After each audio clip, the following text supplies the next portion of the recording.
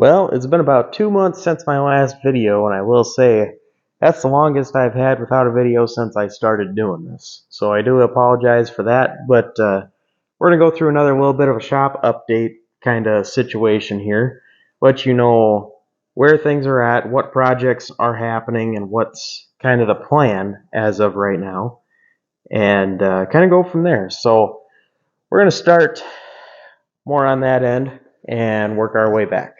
We've got car stuff going on, engine stuff going on, even, fixing daily driver stuff going on. So there's always something happening around here. So here's my 69 Coronet.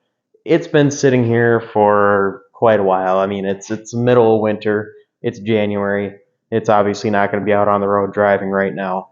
I'm not going to put it through the salt and snow that it hasn't ever seen, being an Arizona car. So I haven't really done much to it. I have some things I need to do to it for this upcoming year.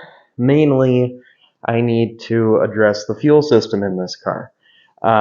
It's still the original fuel line, fuel tank, sending unit, all that stuff is still original in it, and I think I'm having fuel delivery issues. Because the car runs great, it doesn't have any major issues, but it only pulls up to about 4,000 RPM and then stops. It doesn't really want to pull past that. Even if I'm flooring it, it doesn't want to go past that, and it's like it's running out of fuel.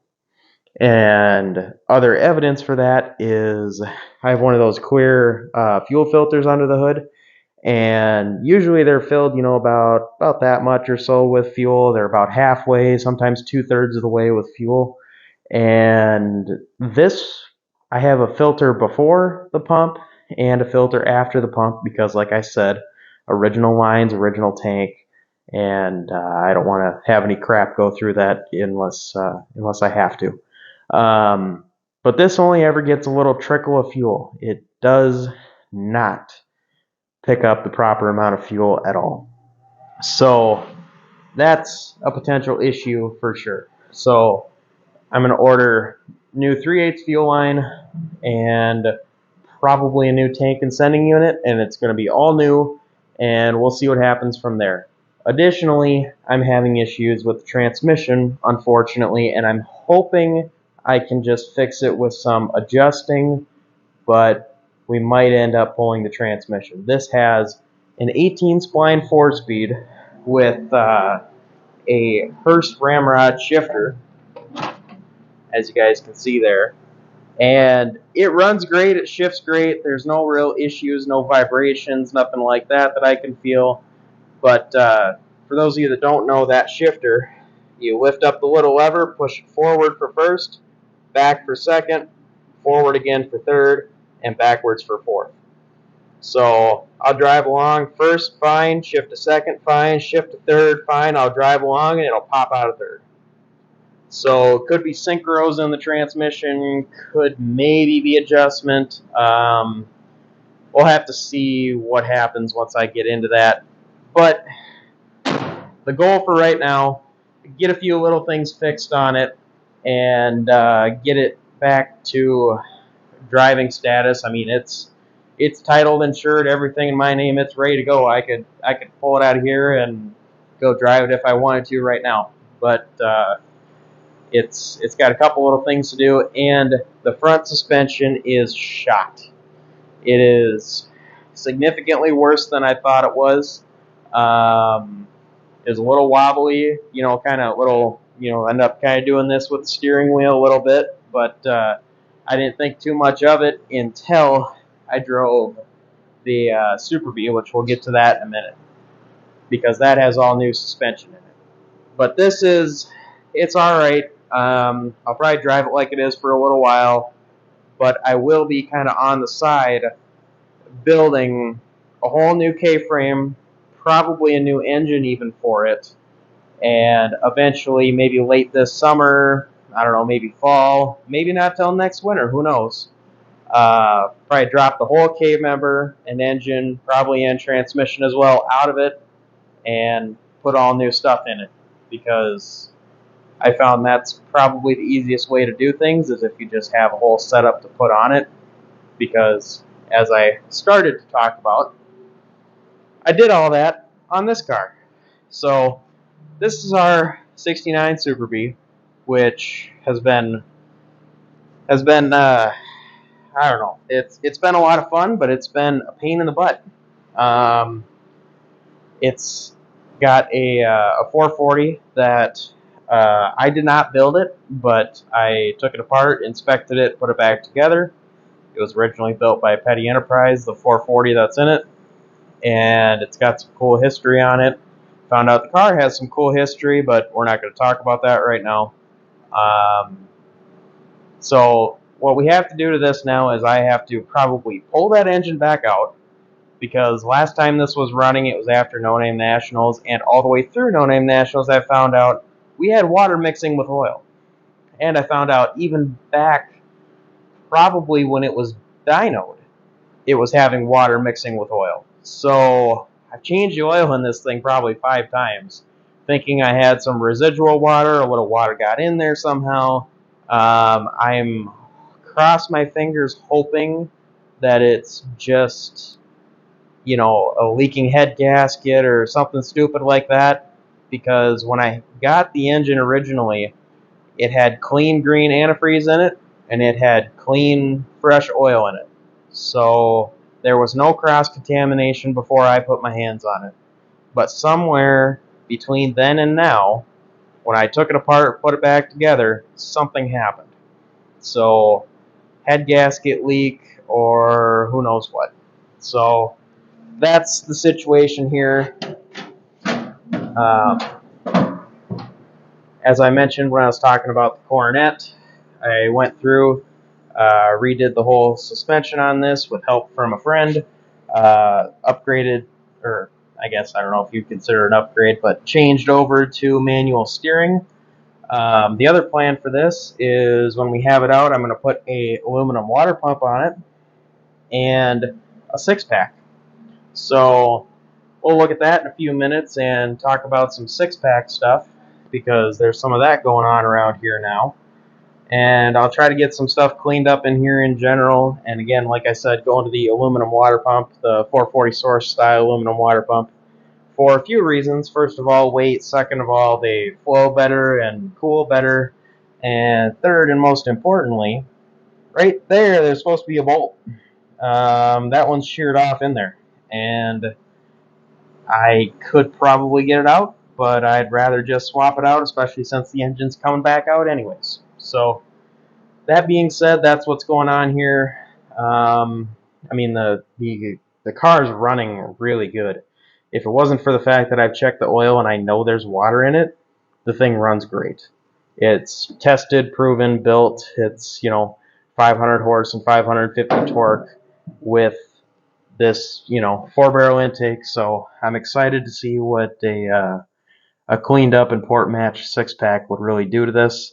I've seen a lot of different numbers on, hey, this is worth, 20, 30, 40, 50 horsepower. And you know what? We're probably going to find out, because if this comes out and it's already out and I'm getting it cleaned up, getting everything done right, I'm going to dyno it again. So I don't know, that might be the first time you see a 440 dynoed twice with basically the same general combination. So it'd be cool to get some A to B tests, and I'd really like to get some better information than the first dyno, because I was going over my sheets again the other day, and it did okay, but the air-fuel ratio was really bad. I'm a little surprised that we didn't dig into that a little better. The air-fuel ratio across the entire pull from 3,500 to 6,000 RPM was anywhere from 13.3 to 14.2 to 1. So running very lean, and that was with 850 carb and this intake. So hoping that a little port work done on a 6-pack and those carburetors sure would fix that problem and help it out. But we'll see what happens. Hopefully you guys will stay tuned for that. And this is gonna be a heck of a car. And we do intend to bring this back to No Name Nationals and do it right this time, because Last year we made one pass, and it was cutting out because it was running out of fuel, and it did terribly. I mean, I've even still got my helmet sitting in the thing. So, and also this year we'll probably get carpet for it. We might end up ordering the correct seat covers. Who knows? Just depends on how some things go. Like I said, there's some stuff happening behind the scenes talking about this car.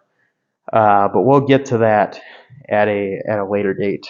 So, moving on to my dad's green roadrunner here. This thing is sitting basically the way it was. Not a lot's happened to it. The 4-speed is out getting rebuilt for it. It is a 383 4-speed car, but it's going to get the 446 pack A12 treatment, and it'll be a nice car. We've gathered fenders and a bunch of other parts for it, so we'll see how some of that stuff comes together over time. But we've been trying to contact some people about painting the car, and there's definitely people interested in painting it, but the price point that everybody seems to be at doesn't quite seem reasonable for what we're looking for. So we're going to keep kind of looking around a little bit, see what's out there. It just needs a little bit of blocking touch up here and there, and it needs just a once over with a front clip on it, just a respray and a little bit of work in the trunk, a little bit of work in the engine bay. It doesn't need much. I don't want to oversimplify it, but it's essentially, the trunk lid's getting replaced, doors are getting replaced, fenders are getting replaced, but I have all that stuff, and it will be dipped and ready in primer. But other than that, it's essentially a scuff and spray with a little bit of touch up here and there bodywork wise. So not that challenging to do the work, just challenging to do the color. So anybody that knows anything about this color knows how it shifts in the light and how it's kind of hard to match anything. So anyways, that's kind of enough about that one. That's a longer term project, and I hope to do something with that soon. Real quick shop update. We have lights. We have a shelf with a bunch of cool stuff on it. I've got this intake that eventually this old torquer will end up on the Cornet. So we'll see how that goes. That'll be a nice little thing to do. I'll do a little cleanup in here, a little port match, and have a nice torquer on either the engine that's in it, or we'll maybe go a different route with a different 440. That's kind of yet to be determined, but that's again a future project. So moving over to the other side of the shop, we're doing bodywork now. We're working on this roadrunner, like I said we were going to last time. I did an update. Yes, everybody looking at it. Yes, it looks like there's a lot of bodywork here. There's really not. There's a lot of little stuff yet to do. A lot of this is going to end up getting sanded out. So everybody stop typing. You don't need to say, oh, what a load of crap. Look at how much mud is in that thing. We're just getting started. A lot of it gets sanded out. Everybody calm down. So that being said, this quarter panel back here is where it was welded over and then down. We straightened a lot of that out, got the dent pullers, straightened it, flattened it out. Again, up here there's some more work to do where the welds were, and then again there was weld all the way down there. That did get a lot of work. There was a lot of work that went into that, pulling a lot of it out. There still will be filler in it. I'm not afraid to say that. There's going to be filler in it, and that's just the way it is. So yeah, that's what we're working on here, as well as over on the other side here we have this piece to go down here. As you can see, that trunk extension is new. It has been replaced, or at least partially replaced, I should say. We didn't opt to do the whole thing. We just opted to just take out the bad and leave the rest of that original Arizona metal and leave it alone. So that being said, we're also going to fix that little spot there, get this piece put down here, and this car will officially be rust free. That's been kind of a big goal. So we'll kind of just go from there. And the plan for that is, then we might end up doing kind of a cleaning up of the trunk, might end up painting the trunk, not sure. But we plan to take the whole front clip off of the car and have the entire engine bay stripped, whether it's blasted or by hand, whatever the case may be. And, in behind the fenders, get it all in there. Get the fenders stripped, get the whole front end fixed up, get this engine bay painted and ready for the next step. And, the next step after that is we're having a 440 built for this right now. Or, we're having parts machined to build a 440 for this right now.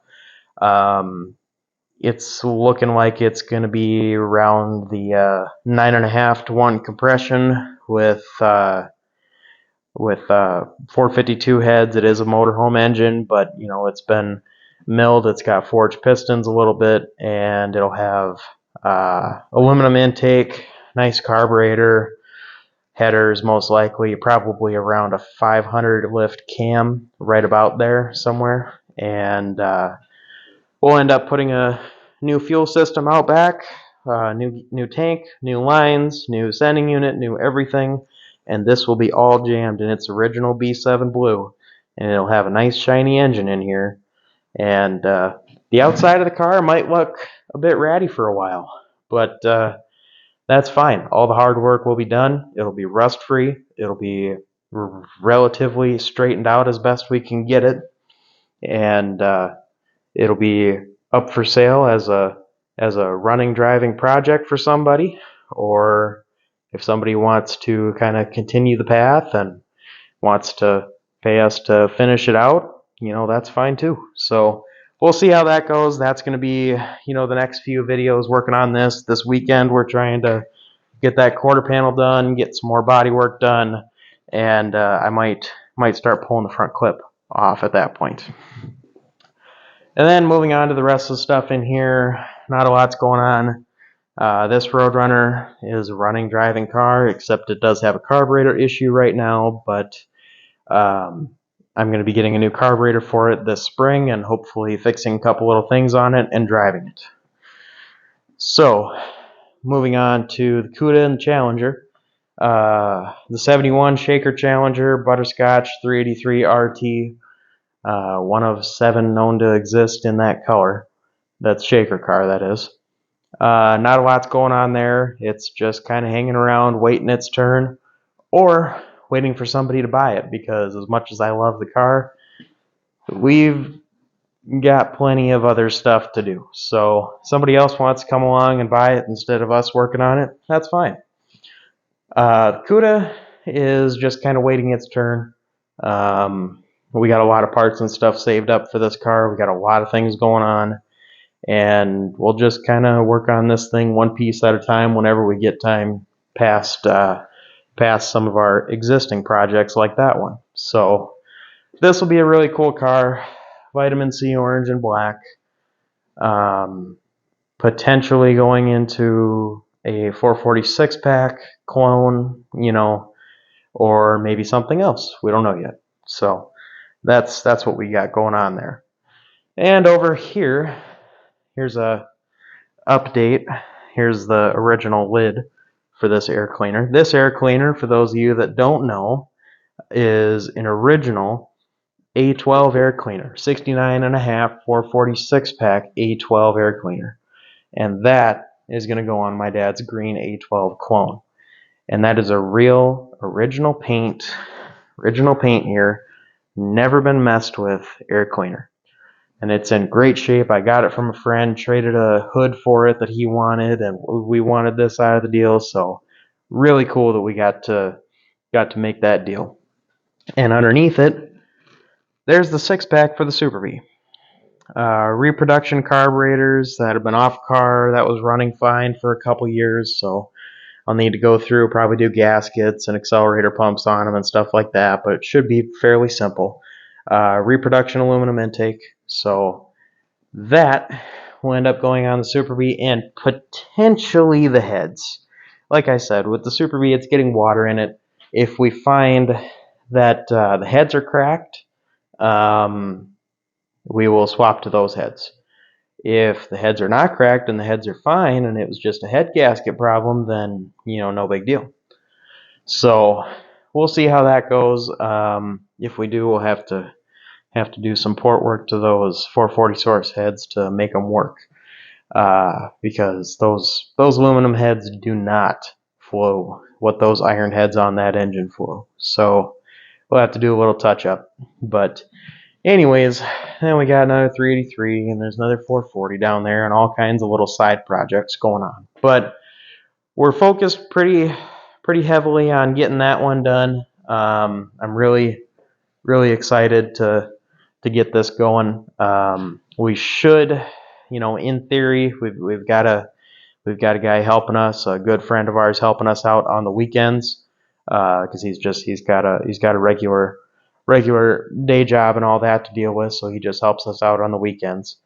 So we should be able to get this quarter panel done this weekend and some more rough-end bodywork on the other side done this weekend. And then, a little piece at a time, I'll be able to do weekly updates on this as far as what's going on. But yeah, definitely let me know what you guys think of this, what you want to see out of this, and if anybody's interested in buying it too. It's a 69 Roadrunner, real deal, B7 blue, factory tack, bench seat car, automatic. So we'll be putting a 440 and an automatic in it, and it'll be a nice driver for somebody. So definitely hope you guys are enjoying an update here, and we'll stay tuned for future updates. Hopefully I can actually get some footage of working on stuff rather than just update videos. That's kind of the plan right now. So we'll kind of go from there. But I definitely appreciate you guys watching. Definitely consider like, share, subscribe, all that good stuff if you haven't already. And I will see you guys in the next video.